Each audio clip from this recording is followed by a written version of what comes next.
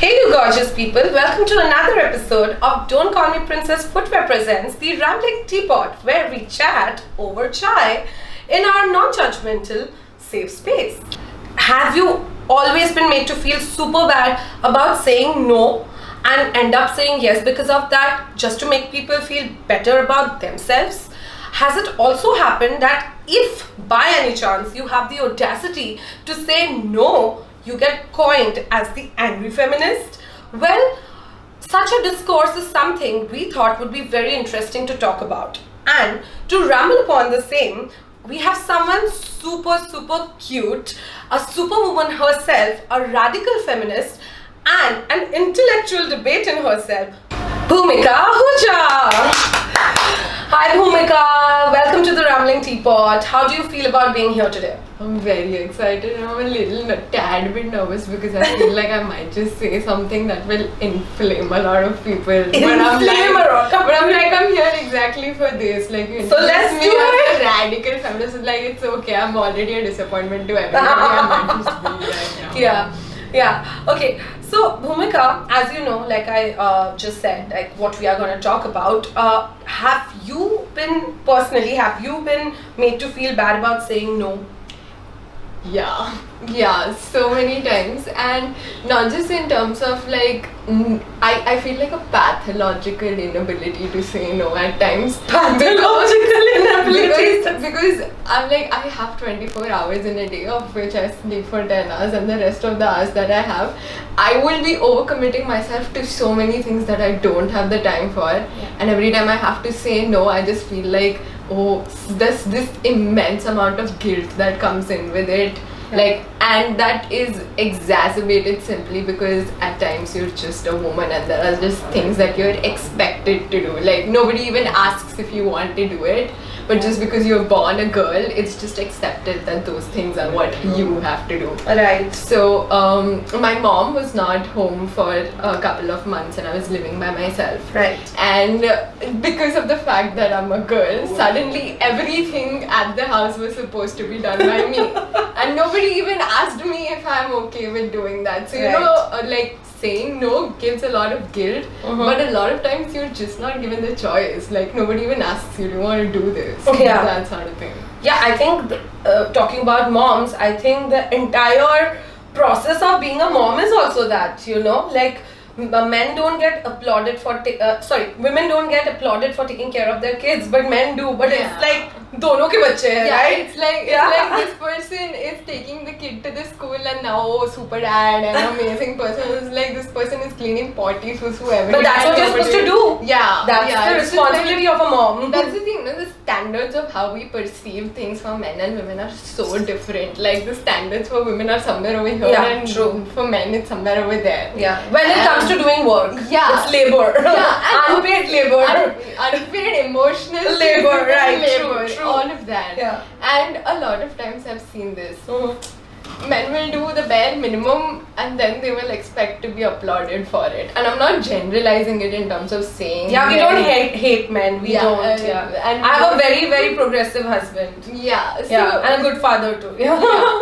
So my understanding is just that, right? Like, if the bare minimum for men is this, the bare minimum for women should also be this. Like, it should be on an equal level. I understand. So why do men, when they do the absolute bare minimum, like just doing your own laundry, be applauded for that? Like, I do it every day, right? True. So I just feel like, you know, your understanding of bare minimums is so different just on the basis of gender. And it kind of gets to me at times, like, that does happen. So do you think this entire complicated relationship that women have overall in terms of the labor that they need to put in, does this can be one of the factors which makes it difficult for her to say no? Definitely, because like that's the point, that's what I initially started off with. Like, you will say no when you're aware you have a choice. Right. Like our upbringing, the socialization processes that we go through are just that you're supposed to do this because this is what is ingrained in you since the moment you are born. I feel like Right. your family, your role models are doing that. Your mothers are always saying yes to everything that comes their way, even when it comes at the cost of like taking care of themselves. Right. Like for the longest period of time, I did not see my mother taking self-care days at all. So I was just like, self-care days. My mother still doesn't. Yeah, My mother still doesn't. So like when it comes to saying no, I feel bad about it because recently I realized that there is an option. You know? To say no. Yeah, so there is yes, no, maybe these are multiple options, but if you've grown up just believing that there is no choice whatsoever, then you will just comply, right? Like, because submissiveness and being docile are suddenly desirable characters when it comes to being a good woman. Right. So like it's just sometimes there's just no choice, and now that you're aware a choice exists and you're actually using that But choice. are we actually using that choice? I'm trying to. You're trying to? Very consciously trying to, and it's very difficult because when you're saying no, of course, like itne saal ka, there is so Socialization. much socialization. Yeah, right. It's a pattern that won't just break in a week or two. It's going to take some time. Right. So whenever I feel like I'm overbooking myself, when I'm like overcommitting to things, I am learning to say no little by little. Right. And it's not just to like men and things in general. Yeah. This has nothing to. That's very important. That's very important what she said. It has nothing to do with men. It's in general being able to say no, which women overall lacks. You know. So, is there any incident recently where you have said no and the other person got like all, oh my god, how did you say no? So I'll tell you, funny story. Someone told me to do some job for them, and I said that I couldn't do it. And then it was just in terms of like, I don't have enough time to do this, and also maybe this is just not sitting well with me right now. Right. And then this person goes back home and we have some conversation about some previous work that we were doing, and something was not working out. So this person goes like, oh, actually don't take up that project. It actually meant like, why are you saying no to me? I am the one who is hiring you. Yeah, that particular happened. I'm like, I was not going to do it, but like, okay, if that feeds your ego, like, like, some people have this thing they want. मैं पहले ना बोलूँगी. मैं पहले break up करूँगी. Actually, I'm that too. I'm like, I'll reject you before you You reject me. Yeah, that's a different. That will be a different podcast, like altogether, because the fear of rejection thing. Yeah, that's crippling. Okay, so Bhumika, I remember the first time you were introduced to me. Let's not take names, and I was told, meet Bhumika, and if you talk to her, you'll start questioning so many things about your life in general. This was the way I was introduced to you, okay? Now, is that a bad thing?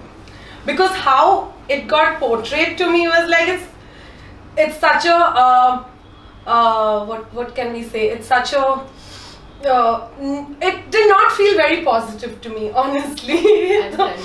Yeah. It's just that it's an irritating thing to happen. Like if someone's questioning you all the time. But I feel that's the only way I get to make the most of my environment. Right. Because if I'm speaking from a gender perspective to things, I just mentioned, right, that there are some things which are just a given because you're born as a woman. Right. So unless and until you don't ask a question, you will not know that it's actually an MCQ and not a subjective Absolutely. answer. So basically what I felt was because she questions or because she has this, I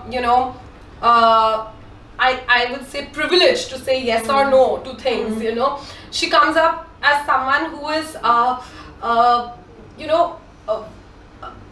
constantly questioning things, or someone who's gonna confuse you about what you are talking about, I felt it was a good thing, but if, for instance, when the introduction came to me, it felt that if she was being introduced for, say, example, to my husband Vikas, he would be like, Acha, should I be worried?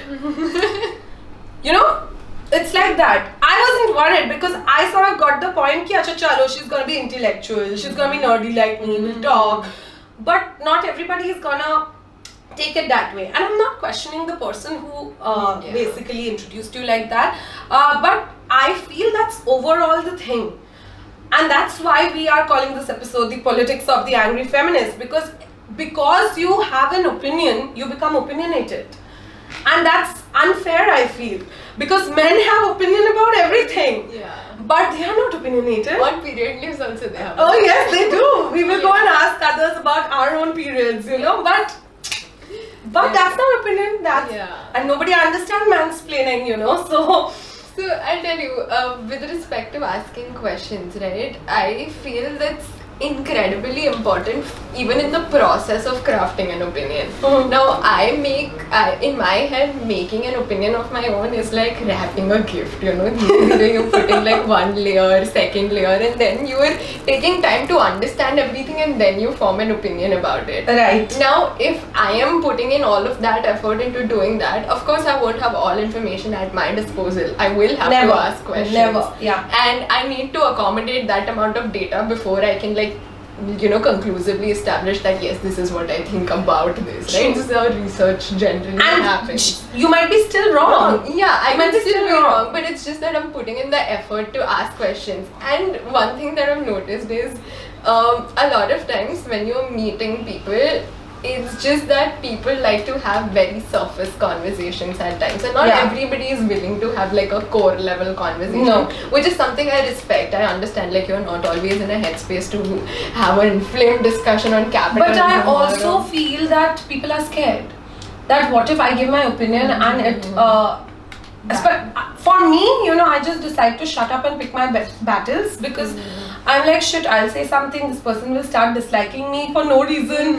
I'm new to the city, I want people to like me, so I just keep quiet, I think there have been only few people ever since I have moved, that you definitely being one of them, that I have opened up ideologically to, because I'm too scared to speak my ideologies anywhere.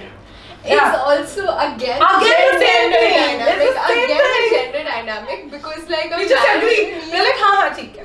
Yeah, because a lot of times it tends to happen it's easier for some people because of their gender, caste, social, economic privileges to say what they want to say. Even I can you and I can just talk about how we are radical feminists, because we know when we go back home there is not an army of people who are going to thrash us for it. I know. I know that I am having this podcast channel. We are talking about radical feminism, we are talking about sex, and I know, and my husband is right there behind the camera and recording it, and I know that nobody cares, he's gonna support me, but it's not the same privilege for everyone.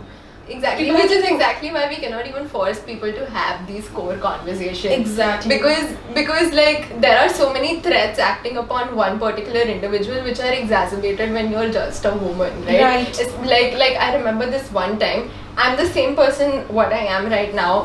I was the same person when I was in Bombay as well. Right. But I was living by myself, and there was one instance where I had to go to my instinctive reaction was that I have to go and file an FIR for this thing that has happened. Right. And I actually did. I went to the police and I filed an FIR.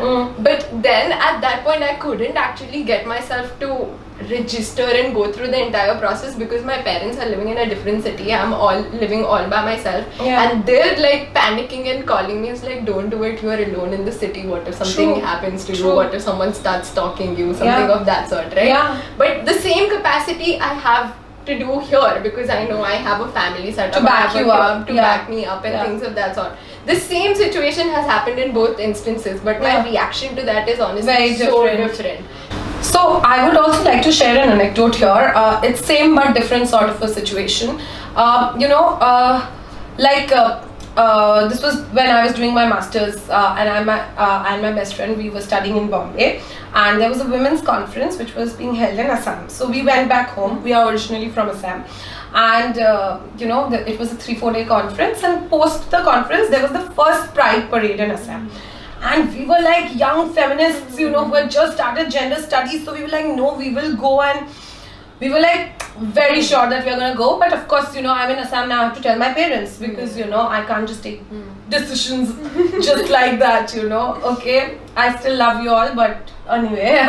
So I don't talk to my mother about all this. She'll just lose her shit on me. So I just told my father that everybody has political ideologies and that's different. You believe in something else, I believe in something else, and I think everybody has the right to love. I don't think he agreed, but he's like, okay, fine, whatever, go. Okay. And we went and we had great fun and all of that. We wore masks, it was colorful, it was amazing. And there were news channel reporters who came up to us and said, Ki, we are having a debate on LGBT rights. Would you like to be a part of the debate? And I and my best friend were like, of course we would be, you know, we are such big allies, you know. So we were like, yeah, we would. And we said, okay, we'll be there. And then we got ready and we went in the evening. And we were getting ready, like they took us to the makeup room, powder room, and we were getting ready. And I get like a frantic call from my mother, okay? I'm like, what happened? Why are you yelling? She's like, they are saying that you and your best friend are a couple on television. Okay? You need to get out of that place right now. So I was like, shit. My first concern was like, my father is gonna kill me.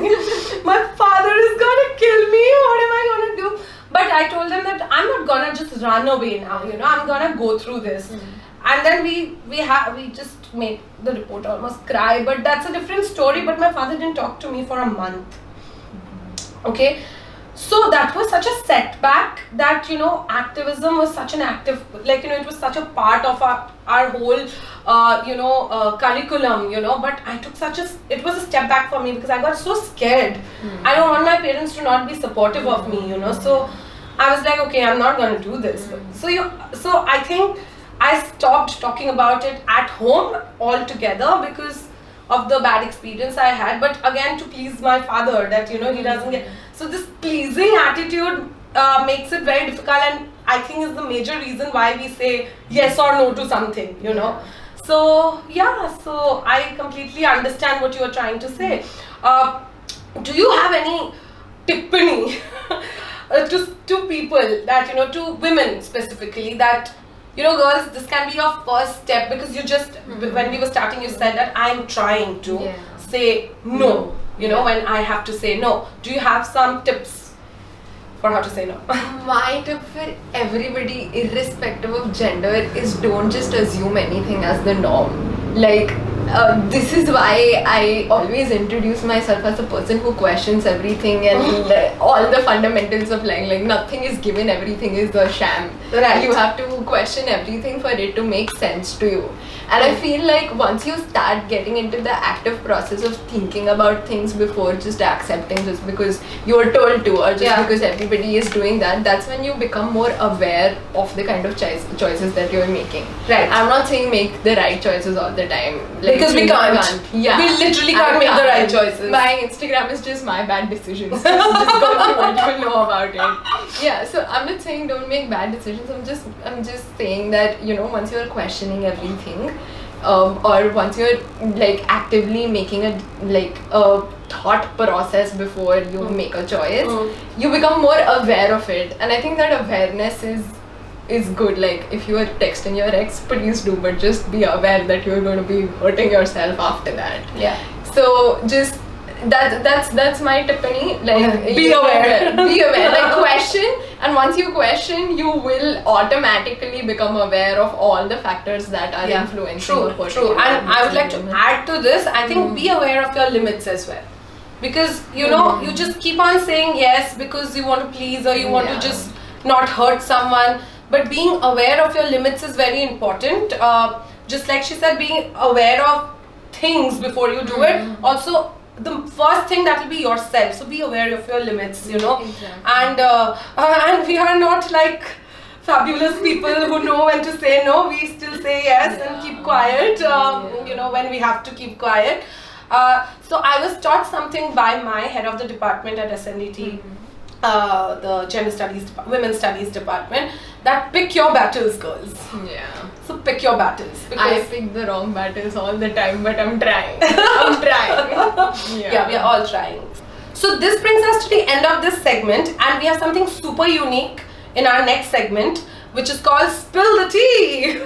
So in Spill the Tea, the whole idea is we try to put our guests under the spotlight so that they ramble a little bit more, it becomes a little more uncensored. And for you, we have something very unique planned. So let's do it. Cool? Putting me under the spot or the spotlight. We'll see. Okay, cool. For this episode of Spill the Tea, we have planned something called What Just Happened.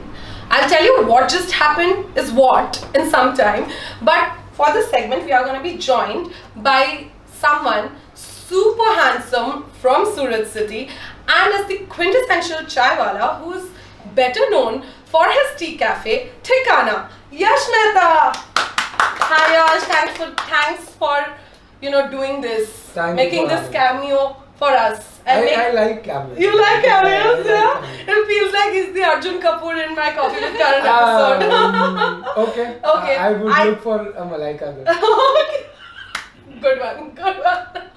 Alright guys, so what just happened is basically a situation-based situation. I mean, what I'm gonna do is that put you all in situations and I want to know how would you both react to it. Okay? My whole idea is to see, are you guys gonna react differently or it's gonna be same? Alright. I will need my diary for this because I will have to see the situation. But who goes first? I will say Yash, I will say Bhumika, I'll just do that. Okay? Ready? Yeah. Alright, first situation. Okay? It's a group brainstorming session, alright? And you're brainstorming with your team, but your friends are also there. And your BFF or your business partner suggests an idea which you don't really believe in. Okay? So, what just happened?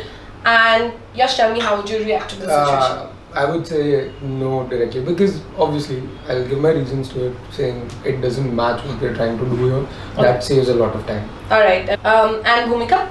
I'll just say to put it on the dock and never actually open the dock. So yeah, that's my way of escapism. That's not really facing the situation, right? Yeah. Okay. Alright. We can see where this is going. I'm liking it. Not like the way she dealt with the situation, but my hypothesis, okay? Alright. Next situation. Alright. You are at a bar, okay? And a random stranger comes and offers a drink to you. Yash. I would say no because I don't drink. चाय पिला दो कोई इनको. Suddenly I feel sad for her. Okay, Bhumika, what would you do? I'll actually check the person out. I'll actually check the person out and I didn't say no to a free drink. Yeah, and quickly go to Instagram and check. That. Like, आपका नाम बताइए, Instagram handle please. do break please and then go and do like a full Instagram stalking research. This and did then not do really that. take us anywhere, but nevertheless, yeah, we will get chai for Yash in bars. How can you know? Of course you can. Because if she starts searching on Instagram, the person named Macho Suresh 007. 007. Alright, okay, this is a little scandalous. Okay, so you're in bed with your partner and you didn't come. So will you fake it till you make it, or like what? Like Yash, will you say it? That नहीं हुआ. नहीं हुआ. It's simple. भूमिका. कभी नहीं होता है please.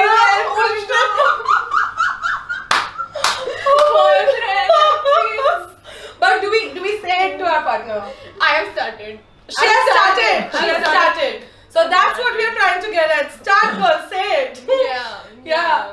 Alright, okay. Oh my god, that was really a great episode. But this brings us to the end of this episode. And I'm gonna be back with another episode of the Rambling Teapot the next Saturday. Until then, you do your drill. Follow us on Instagram, our brand as well, Don't Call Me Princess Official, and The Rambling Teapot, both the pages. Please, both the pages. We don't have followers on The Rambling Teapot. And subscribe to our YouTube channel, Don't Call Me Princess. Also, go buy some fabulous shoes from www.don'tcallmeprincess.in. Till then, stay gorge!